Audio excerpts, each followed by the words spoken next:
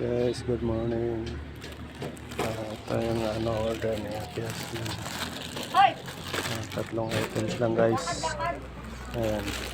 Labo sa pangyalo.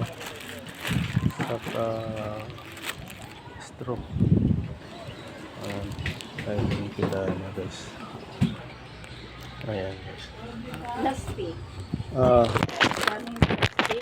Ano po? Ito 110 po yung pangyelo. 110 na siya? Apo. Tapos yung yung labo 100. Tapos yung straw? Straw 17. 34. Apo. Ayan po. Klase. Opo, tatlong klase lang po. Ayan guys. Ang order na kasi. 110. 100. Opo. 34.